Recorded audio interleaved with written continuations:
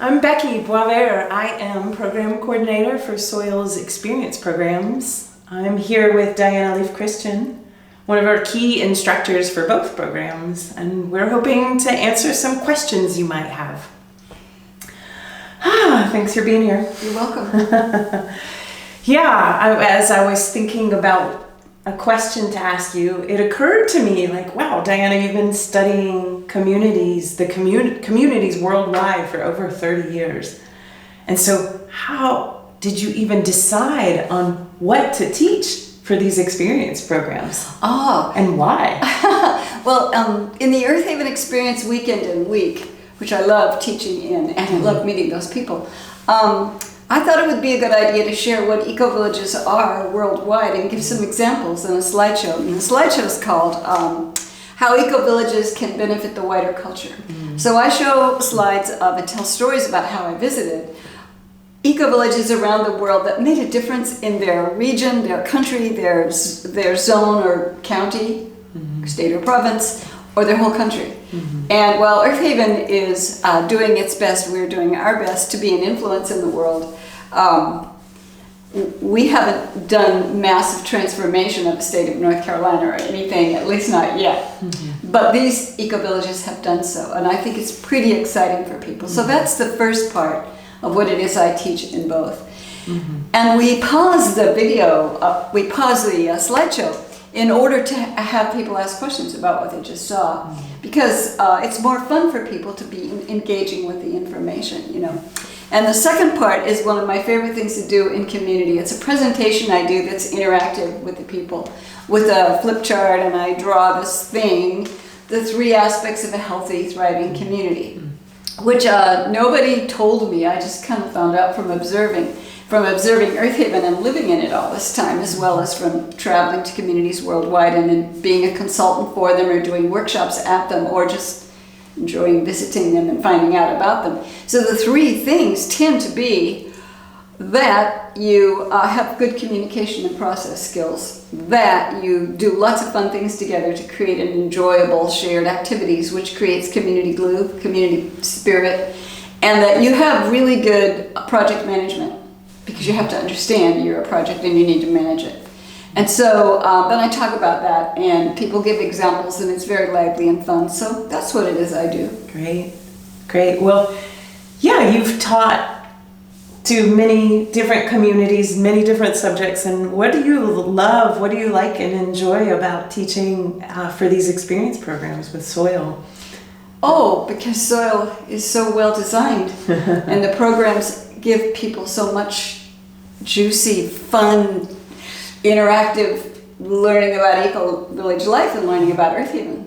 Since Earthaven is one of the largest rural, well-developed village-scale eco-villages in North America, it's a wonderful place to come to get a kind of a total immersion. So of course, as I understand it, the experience week, which is longer, the person goes to various Earthaven events that all of us go to and get to really feel a sense of what it's like to be here, like what it's like to live here and engage in this multi-level economic and social and spiritual bunch of things we do and are and do together. And also what I love about the Experience Week is that we, the eco-villagers who are teaching in it, get to meet the people who come, who often like Earthaven so much that they want to keep living here, or they want to come back and rent some place and check out possibly joining us. And that's so exciting and fun. I love doing that. I love being part of it. I bet you do too.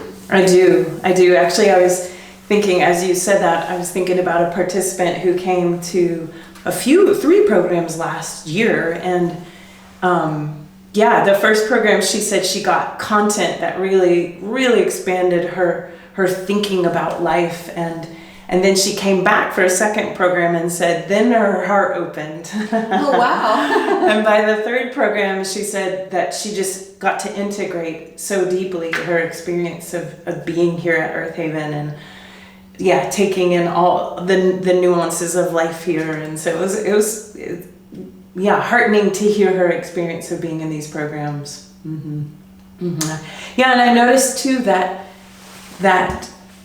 the participants come for just such a wide variety of reasons. You know, some folks, they come because they really they're ready for community living, they're looking for a community, and so this is one of the steps they take to see if Earthaven would be a fit.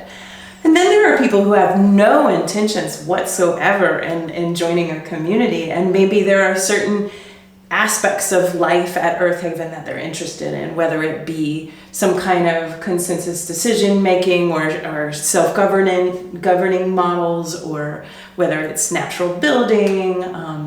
We have a class on foraging, wild foods class, that's part of it too. So there are a lot of reasons people come, and I love that part of the experience programs because it brings in a wide range of people with different interests. And they're interesting for us to meet. Oh yeah. Oh yeah. Yeah, so Diana, I'm curious, what would you say to somebody who is considering attending one of the experience programs here at Earthaven? Sign up. It's fun. It's Just really, like that. It's really fun. Yeah, it's fun, and it's like the young woman you mentioned. Mm-hmm. The first time she came, she got a whole lot of information and content. Mm-hmm. And what more there is to get is to kind of experience what intentional community life is like in a rural, large village scale eco-village. Mm-hmm. So there's so many different kinds of intentional communities, but it's quite an alternative to mainstream culture. And by mainstream culture, I mean, living in your apartment or your single family home in a suburb or in a city or a neighborhood or rurally. Living like this is so completely different, and it changes people for the better, I think. And it's worthwhile and interesting to go observe that, even if you're not interested in doing it yourself. But in my experience, an increasing number of people are interested in intentional communities, and they're kind of perhaps connecting with their internal genetics for being in community, because we evolved in bands and clans, and we're used to and perhaps require and need, like baboons and wolves, we're a pack animal, so to speak, us humans. So I think we sometimes miss this thing, which is, connection with others in kind of a village scale or a close-knit group. And when we see it or find it or experience it, I think it kicks in at some level where we say, oh, this feels familiar. I think this might be missing. Do you know what I mean? I do. And in fact, it speaks to something that I try and do as program coordinator, as an organizer for these events, which is to actually simulate a village within a village for the time that participants are here. So that's really important to me as a way that folks can come from whatever walks of life they're coming from, and to really get a felt sense of actually, we tried this on. We created a village this week. Yeah. We learned what it's like to make decisions together. We learned what it's like to participate in cleaning the hearth, tending to the hearth after our meals, after we eat meals together, and that sort of thing. Yeah. Do you want people to have a definition of intentional communities in general, or eco-villages? Sure, if you... Well, I mean, that's one of the questions I was asked to consider answering, so I will. Great. Because I also think it's good for people to know, okay, so what is an intentional community anyway that you say that you are, and what is an eco-village that you say that you are? Okay, so intentional communities in a nutshell is where a group of people live together on the same land, urban or rural, large or small. They live close together or they live far apart, but at least close enough to carry out their common purpose together. So they have a common purpose. Unlike just a neighborhood where people just randomly live there who happen to move there and they don't have a common purpose, though they might be neighborly and friendly to each other. So that's an intentional community. An eco-village is a specialized kind of intentional community where we not only live here, but our common purpose is to learn how to live more ecologically sustainably and to teach others what we're learning. Not only what we're learning that works well, here, see this example of this thing that works well, but things that failed spectacularly. I can think of several at Earthaven that we've had big learning curves on, don't do that. So we share what we have learned. And so that's what eco-villages uniquely do as compared to rural homesteading communities who don't do that. They just live there and have a good time. What we do is we have a mission for education, as do all eco-villages. But eco-villages need not be large village scale and rural like we are. They can be urban, they can be small, they can be a group of families sharing some adjacent land, doing things together. There's a lot of forms of eco-villages, but what is unique about them is that educational purpose and the desire to not just do their way of life for their own selves, which is itself really quite rewarding, but also for others. So the Soils programs, including the Experience Weekend and Week, are totally in line with the eco-village, the reason eco-villages exist. So Diana, I know that you, one of the many topics you teach on in the wider world in all of your experience of community has to do with sociocracy. And I know that, I imagine that people watching this might be curious. What's the difference? How would you describe the difference between consensus decision making and sociocracy? Okay. We use a modified form of consensus here at Earthaven, with one little tiny piece of sociocracy that unfortunately is changed around to where it's not really sociocracy anymore, but we got the idea from one of its pieces. And that's our governance method currently. Previously we used classic traditional consensus. And so I have been changing in my views about things. When I wrote Creating a Life Together, I suggested consensus, and I just called it consensus. I didn't call it classic, traditional, or modified because I didn't know about the differences at that time. And most intentional communities, eco-villages, co-housing, other intentional communities, use consensus. In more recent years, more of them have been switching from classic, traditional to a modified form like we, Earthaven, now use. And in more recent years, increasing numbers of intentional communities, eco-villages, co-housing, have been learning about and using sociocracy. So it is a growing thing. Sociocracy is a whole system governance system.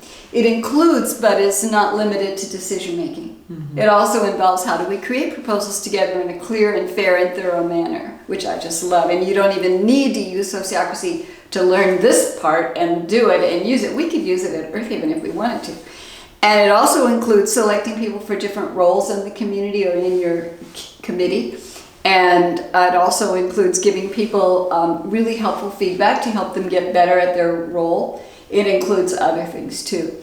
And so consensus is decision-making and only decision-making. Consensus is a decision-making method created by Quakers in the 1600s in England. And they were radical political activists because they recognized the equality of all people, which was radical for a place that had kings and aristocracy and so on. And so classic traditional consensus that most intentional communities use is solely decision-making, and it involves everyone needing to agree on a proposal or the proposal doesn't pass. So there's a way in facilitating it to find out if everybody agrees or not, and I won't go into that here, but this means it's relatively hard to change anything because everybody would have to agree to change, and often some people don't, and when they don't, the group can't actually make that change. And they might try again in the next year or try again multiple times, but if one or more people say no, they can't go try that new thing, or they can't change what we've been doing to a new thing. So classic traditional consensus is inherently quite conservative. We make our bed and we lay in it. Do we get to change the bedding? Nope. We have the same pillows for the rest of our life, pretty much. So along comes a modified form, which really helps communities move forward faster because it doesn't allow so much absolutism of no. It's more like the people who say no are requested and in fact required to help solve the problem that has not been solved if that proposal didn't pass. So modified works better by orders of magnitude, in my highly opinionated opinion. Because I have facilitated consensus of both kinds, and I've been involved in groups that used both kinds, and I've been involved in groups that use sociocracy, and I teach sociocracy too, and I have facilitated in it. And I like sociocracy about 4,100 million times better than even modified consensus. But it's a whole system, not just decision making. So how it differs is there's more parts. It's a whole system. The different parts, of which I say there are 7 parts, because it's easy to delineate 7, you know. They mutually reinforce and mutually benefit each of the other parts. And it is a system that's so well designed that, catch-22, unless you use it accurately in how it was designed, it doesn't work. Kind of like riding a bike without one of the wheels or without some of its parts doesn't really work so well.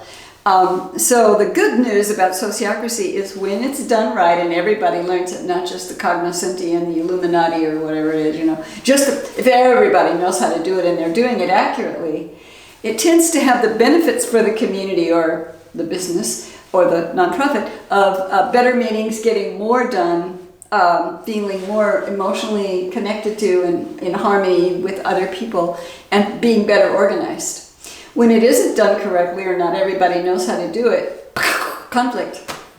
So it's kind of a specialized thing, you know. And so I try to teach it in a way to help people learn all the parts and to use them accurately and to get everybody in their group to learn it, or else please don't use it. You know what I mean? Please don't ride that bike with no wheel. Get a donkey cart or go take the bus. So that's what I teach. I teach it online with a group of friends who also use it in their community and who teach it. Okay. Thanks for sharing all of that with us. So Diana, why do you think that living in an eco-village is an act of social justice or environmental activism? I think it's being a radical revolutionary to live like this. You know that expression, put your money where your mouth is, which we say to people when we want them to prove they really mean that thing they said? Meaning, you know, like, oh yeah, is this just lip service or do you mean it? Living in an intentional community, and specifically in an eco-village, is putting your life where your values are. In other words, your values of how you wish people could live and think people could live more ecologically, sustainably, with real good neighborliness and connections with each other and willingness to help each other, like we do here at Earthaven and like they do in communities all across North America and the world. Well, this level of cooperation, congeniality, helping each other, trying to live more ecologically, sustainably on the land, creating our own self-governance where we decide our own agreements and our own rules, and then we help each other keep those agreements. That, to me, is quite different than mainstream culture, by which I mean living not in an intentional community, but just, you know, you have a job and you have your house or your apartment and you live and you go to work and you come home and you have friends, and it's not like living in community. People who live in community can have jobs and go to work and come home and have friends, of course, but we do it in a container of a bunch of neighbors helping each other. One of the things I noticed about Earthaven is all you have to do is put out on the email list to all of us and our neighbors and friends right here, I need a blah, blah, blah, and we say the thing we need. And voila, a few minutes later, the person who sent the email says, got it, thank you, because they got it. There's so many people here who offer the thing that they needed. It might be a ride to the airport. It might be more 5-gallon plastic buckets. It might be more mason canning jars. It might be some kind of medicine. One time I put out the call for colloidal silver and bone broth, and it was delivered to my door by different friends and neighbors, you know. So it's like, this is a place where people really help each other. And to live with congenial, sharing, helping neighbors, creating your own self-governance, managing and maintaining your place physically and in terms of socially and culturally and spiritually and in terms of physical infrastructure. This is not like mainstream culture. This is a model for mainstream culture. What would we be like if we were more like tribal people, but with all modern technology and the latest things we've learned about how people can govern themselves together effectively and get along well? What communication methods can we adopt? Like nonviolent communication. What methods for resolving conflict can we resolve? Like conflict, we use restorative circles here sometimes, which is a very good method. There are technologies socially as well as environmentally that we can not only think about and read, but actually put into practice with our friends and neighbors. Mm-hmm. And I consider that fabulously radical act. And just by doing it, we're making a small difference. Not a gigantic difference, but little raindrops together can make a flood. And so every time there's an eco-village that exists or an intentional community and there's more cooperation and more sharing, this is a good thing, don't you think? Mm-hmm. And do you feel it living here? Oh, absolutely. I tell my friends and family who live in the wider culture that my life is the activism. Yeah. And I tell people I live in paradise. Mm-hmm, mm-hmm, mm-hmm, yeah.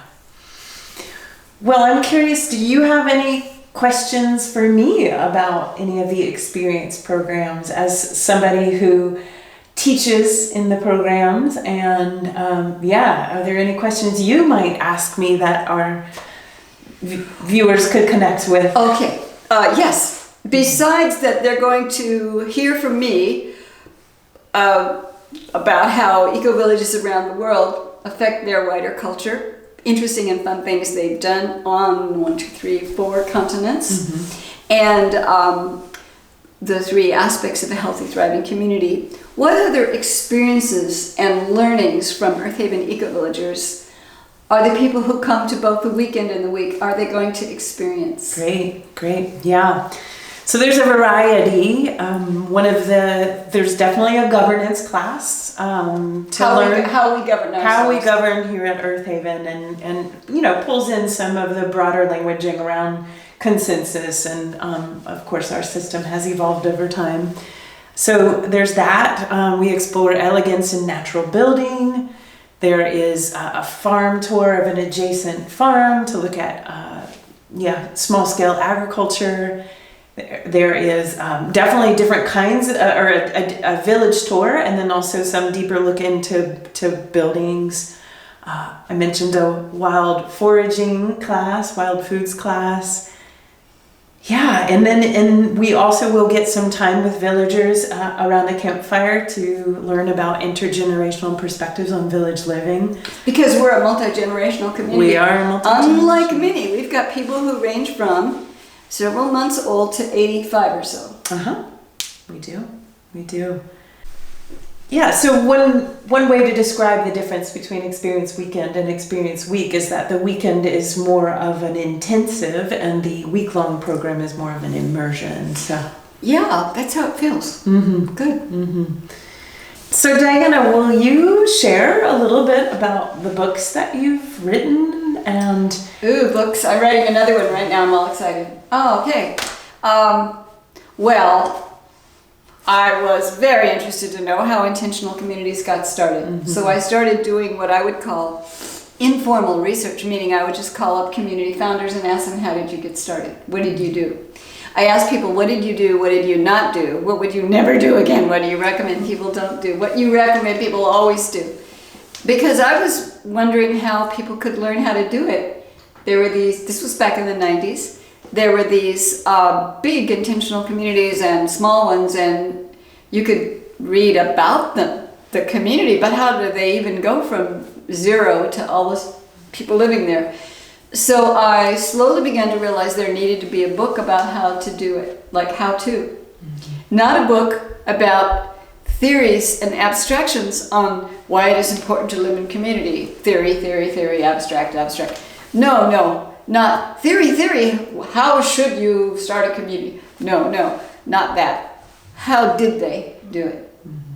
How did it actually happen in multiple different communities, and is there a pattern? And there was a definite pattern of the things that those who succeeded did, and the things that the things they didn't do, the ones that didn't succeed. There was a clear correlation. It was like being the observer of a permaculture landscape and seeing patterns and then extrapolating from those patterns. And so I wrote Creating a Life Together. The subtitle is Practical Tools to Grow Ecovillages and Intentional Communities. Of course, ecovillages are a kind of intentional community, but there wasn't enough room on the book cover, so we said it that way. And that was came out in 2003, New Society Publishers, and it got translated into quite a lot of languages, considering that it's an obscure topic for a small, specialized audience. You know, it's been translated to Russian, Hebrew, Spanish, Italian, and French, of course, and Korean. Some of them unofficially, some of them as published books that when it did it officially through the publisher.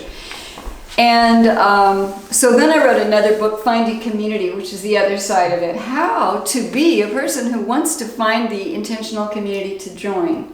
So people coming to the Experience Week who might be interested in joining a community, that book is for them.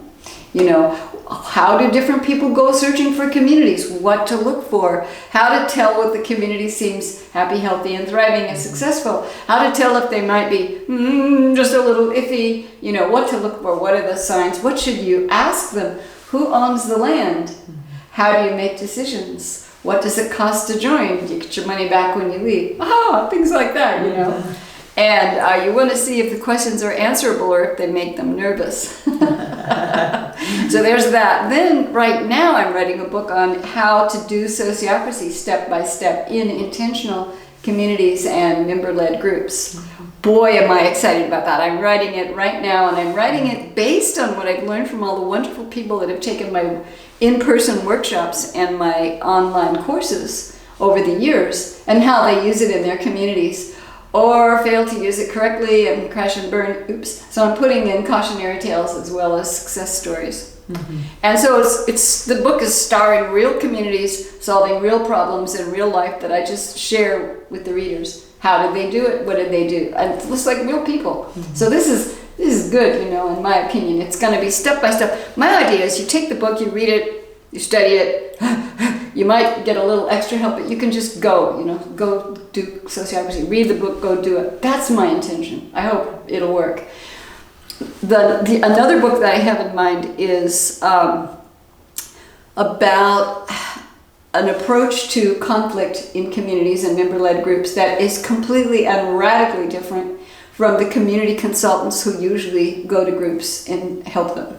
I am a community consultant myself, but I disagree with all the other ones pretty much because I recognize certain sources of conflict that aren't just interpersonal, like you behaving like that and me behaving like this and we're doing like that, but like deeper sources that have to do with the community's own internal structures and habits and agreements and things like that. So there's that level of it. Another level of it is people who have such extreme trauma that they have not healed, that when they come to communities, all of the usual conflict resolving methods don't have any effect, and they continue to be a vortex of triggering conflict no matter what anybody says or does or requests.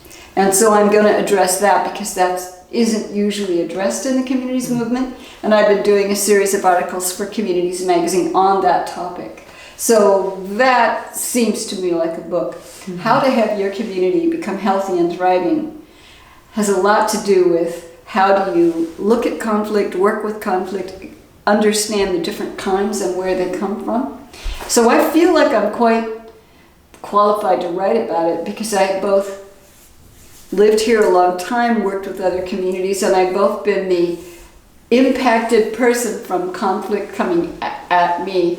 And I've also caused a fair deal, and I have learned, oh God, So I'm kind of excited about that book too. I have another idea for a book that I haven't even told my friends at Earthaven, and that is, how did Earthaven get started in a history of this fabulous and incredible place with its tumultuous, fascinating history? How did we go from, as one of our people called it, the freaking Wild West, to being the really functional, effective group we are today, getting a whole lot done. My friend Jordan is visiting.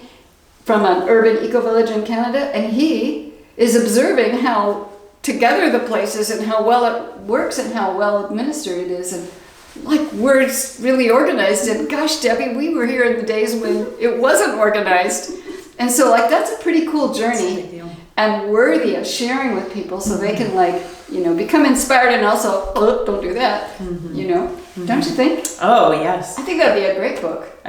People who have been looking at and observing different communities as possibilities often comment on our community. You know, as somebody who's also serving in the outreach coordinator role, I talk a lot with folks from the outside world interested in Earthaven, and it's fascinating to hear. I mean, we definitely have a certain level of maturity here in our systems and our ways of interacting. Yeah. Well, before I make us sound too self-congratulatory, we need to share with folks that we came from chaos. Holy mackerel. And we had to like grow up and learn. So I think of communities as being like conscious beings, you know, like children who go through the terrible 2s and the terrible 3s and 4s and, you know, have their developmental stages, and we had sort of teenage rebellion going for a while as sort of, you know, us rebelling against us. And I think we're doing fine now, but I think it was hard won. We didn't start out as angels or anything, and we're still not, but our devilish tendencies are curbed by good governance at last. I agree. So Becky, when people come to our Experience Week and our Experience Weekend, they might want to know where all are their options for where they stay. And is there food? Is it organic? Is it delicious? Yeah. Oh yes. Basic needs. So in terms of accommodations, there are a number of options. We have a campground here at Earthaven. Some folks choose that rustic option. We also have a brand new finished 3-season cabin, which is sort of a mid-range. It's a step up from camping. There are bunk beds in there and mosquito screen everywhere, including under the floor and under the roof and everywhere. It's a fabulous building. It is screened-in option.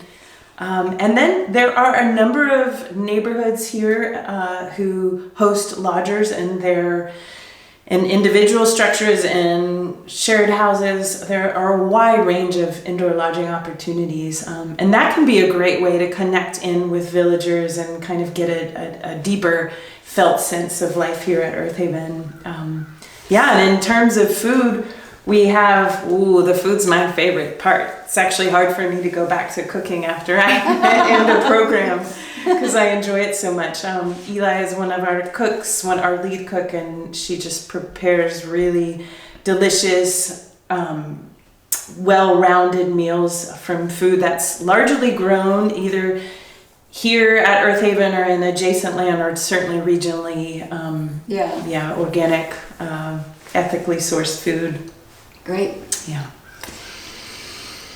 Well, thank you for being with us here today. I sure hope to see you at our Earthaven Experience Weekend and or Experience Week. Thank you.